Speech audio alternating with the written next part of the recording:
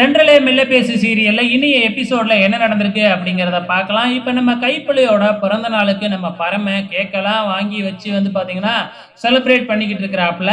So இப்ப நம்ம ரத்தம் குடுக்க போகணும்ல, இப்படியேவா போக முடியும்? இரு அப்படின்னு சொல்லிட்டு நம்ம கைப்புள்ள உள்ளார போயிட்டு, ஒரு துணிப்பைய எடுத்துக்கிட்டு வந்து பரமன்கிட்ட குடுத்து, "இந்த ட்ரெஸ்ஸ நீ போட்டுக்க" அப்படின்னு சொல்றாப்புல.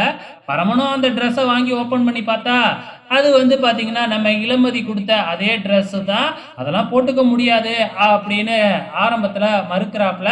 அதான் அந்த பொண்ணு தான் கலாமா கிட்ட மன்னிப்பு கேட்டுருச்சுல்ல, அப்புறம் ஏன் போட்டுக்க மாட்டேங்கிற அப்படின்னு சொல்லி கேட்க, இந்த மாதிரி ட்ரெஸ் எல்லாம் நான் போட்டுக்க முடியாது அப்படின்னு சொல்லிக்கிட்டு இருக்கிறாப்புல நம்ம பரம. ஆனா நம்ம கைப்பிள்ளையும் சில்வண்டும் சேர்ந்து பரமனை இழுத்துக்கிட்டு போயிட்டு அந்த ட்ரெஸ்ஸை மாற்ற வச்சிடுறாங்க. ஸோ பரமனும் வேஷ்டி சட்டெல்லாம் போட்டுக்கிட்டு ஹாஸ்பிட்டலுக்கு ரத்தம் கொடுக்கலாம்னு வந்தால் இங்கே ஹாஸ்பிட்டலில் இளமதியும் இருக்கிறாங்க. ஸோ இளமதி வந்து பார்த்தீங்கன்னா கமலா அப்படிங்கிறவங்களுக்கு ஆப்ரேஷனுக்காக வந்து பார்த்தீங்கன்னா சில ஏற்பாடெல்லாம் பண்ணிக்கிட்டு இருந்தாங்க இல்லையா, அந்த கமலா யார் அப்படிங்கிறதான் இது வரைக்கும் தெரியலை. ஸோ இப்போ அவங்களுக்கு தான் வந்து பார்த்தீங்கன்னா நம்ம பரமனும் ரத்தம் கொடுக்கறதுக்காக வந்திருக்காப்லையாட்டுக்கு. ஸோ இங்கே வந்து பார்த்தீங்கன்னா இளமதியை பார்த்த உடனே நம்ம பரம ஓடி ஒளிஞ்சிக்கிறாப்புல.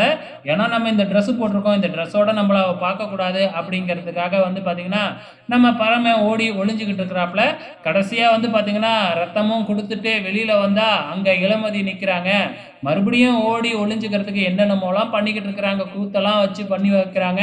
ஸோ ஸ்ட்ரக்சர்லலாம் படுத்துக்கிட்டு போய் ஒளிஞ்சி ஒளிஞ்சி போகிறாப்புல. கடைசியாக இளமதி அங்கே மாப்பு போட்டுக்கிட்டு இருக்கிற தண்ணியில் வழுக்கி விழ போகிறப்ப கரெக்டாக நம்ம பரமன் போய் தாங்கி பிடிச்சிட்றாப்புல. அதுக்கப்புறம் தான் இளமதி கவனிக்கிறாங்க. ஸோ நான் வாங்கி கொடுத்த ட்ரெஸ்ஸை போட்டிருக்கீங்களாட்டுக்கு ரொம்ப அழகாக இருக்கு அப்படின்னு சொல்லி நம்ம இளமதி வந்து பெருமையாக தான் சொல்கிறாங்க. நம்ம பரமனுக்கு தான் வந்து பார்த்திங்கன்னா அது பிடிக்கல. இருந்தாலும் வந்து பார்த்திங்கன்னா அப்படியே பார்க்குறப்ப ஒரு ரொமான்ஸ் காட்சியை பார்க்குற மாதிரி தான் ரெண்டு பேத்துக்கும் இடையில இருக்குது. இதோட இன்னிய எபிசோடு முடிஞ்சிருச்சு, வெயிட் பண்ணி பார்க்கலாம். இந்த பக்கம் நம்ம ரிஷி மறுபடியும் டியூட்டியில் ஜாயின் பண்ணிட்டாப்புல. ஜாயின் பண்ணதுக்கப்புறம் நான் பழைய ரிஷி இல்லை, இப்போ மாறிட்டேன். நான் ஏன் எல்லாத்தையும் வந்து பார்த்தீங்கன்னா எல்லாத்துக்கிட்டையும் பகிச்சுக்கணும், இதுக்கப்புறம் நானும் உங்களை மாதிரி இருக்க போகிறேன் அப்படின்னு சொல்லிக்கிட்டு திரியிறாப்புல. ஏதோ பிளான் இருக்காட்டுக்கு, வெயிட் பண்ணி பார்க்கலாம் என்ன நடக்க போகுதுன்னு.